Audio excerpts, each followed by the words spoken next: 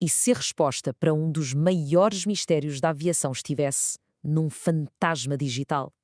Hoje vamos mergulhar numa investigação ficcional fascinante sobre o desaparecimento do voo MH370, seguindo um rastro de códigos e segredos digitais.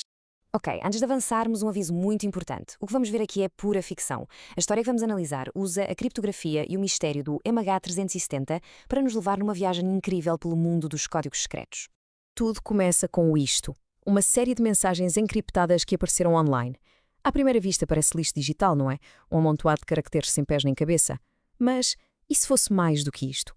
E esta é a pergunta que está no centro de tudo. O que é que se pode esconder no meio deste caos digital? É isso que vamos tentar descobrir. E quem é que se mete nisto? Bem, na nossa história são dois hackers que dão de caras com estas mensagens. E claro, como bons hackers, ficam logo com um bichinho da curiosidade e decidem decifrar o código, sem fazerem a mínima ideia no que se estavam a meter. Eles percebem logo que aquilo não é um código qualquer. Estamos a falar de algo super complexo com várias camadas de segurança, quase como se tivesse sido feito para ser impossível de quebrar. A complexidade era mesmo impressionante. Para chegarem à mensagem, tiveram de desmontar 5 camadas de segurança, uma a uma. Primeiro, uma cifra de transposição. Imaginem baralhar as letras de uma palavra. Depois, uma tabela de substituição, onde cada letra passa a ser um símbolo diferente. A seguir, a coisa fica ainda mais técnica. Um embaralhamento de bits, lá no nível binário. A quarta camada, uma cifra de bloco como a operação XOR, que é algo bastante comum em criptografia. Mas a última era a mais genial de todas. Essa camada final era a steganografia. Basicamente, a mensagem não estava só codificada, estava escondida, literalmente à vista de todos. Estava diluída nos pixels de uma simples imagem de um avião. Só quem soubesse exatamente o que procurar é que a conseguiria encontrar. Depois de todo este trabalho, ainda faltava uma última peça do puzzle, a chave para decifrar a camada XCO. E a revelação na história fantástica. A chave estava ali, o tempo todo, mesmo à frente dos olhos deles.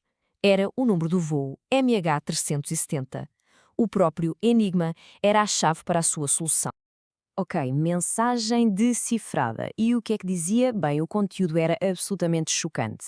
Não era um pedido de resgate, não era uma teoria da conspiração externa, não. Apontava para os sistemas do próprio avião. A primeira grande surpresa foi a linguagem de programação. Normalmente, na aviação comercial, usa-se Java, Python, mas aqui encontraram C++ e ADA. Ora, estas linguagens são usadas em sistemas supercríticos, tipo militares ou aeroespaciais, onde falhar não é uma opção. Isto era um sinal claro. O software do avião tinha sido alterado, não era o original de fábrica.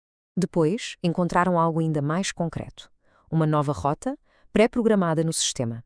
As coordenadas desenhavam um desvio claro e deliberado da rota original. O avião estava a ser levado numa viagem secreta, sobre o mar de Andamão, para bem longe dos radares comerciais. E aqui, a prova final, escondida no meio do código em ADA, estava esta linha, um procedimento chamado, sem margem para dúvidas, interromper transmissão. Basicamente, era um comando direto para desligar o transponder, o que, na prática, faria o avião desaparecer dos ecrãs. Mas a história não fica por aqui. Os hackers foram ver os relatórios e encontraram registros de interferências de áudio entre o MH370 e outro voo, o MH88, que estava a tentar entrar em contacto, e decidiram seguir esta nova pista. Ao analisarem as gravações, conseguiram isolar o sinal de interferência. A primeira pista, a frequência, 13,478 Hz. Isto é o tipo de ruído que um radar muito potente faria se estivesse a operar ali perto. A segunda pista foi a potência, 50.000 watts. Para termos uma noção, isto é uma quantidade de energia brutal, muito mais do que uma interferência por acaso. Isto apontava para um sistema de bloqueio de nível militar, feito para anular outros sinais. E por fim, com a triangulação do sinal, calcularam a distância até à fonte, mais ou menos 150 km. Isto colocava a origem do sinal numa zona remota do mar de Andamão, muito perto da última posição conhecida do avião. O rastro digital estava a levá-los para uma conclusão cada vez mais sinistra. Todas as peças do puzzle começavam a encaixar-se e tudo apontava para uma conspiração muito bem organizada. E este é o momento da verdade na história. Quando expuseram as coordenadas da origem do sinal no mapa, descobriram que batiam certo com a localização de uma base radar militar secreta da Malásia. A ligação era inegável. Continuando a puxar o fio, a trama identifica o suposto cérebro por trás de tudo. o general Azar Maatir. Ele era o comandante de mais alta patente naquela base secreta, precisamente na altura em que o avião desapareceu. E é assim que a narrativa chega ao fim.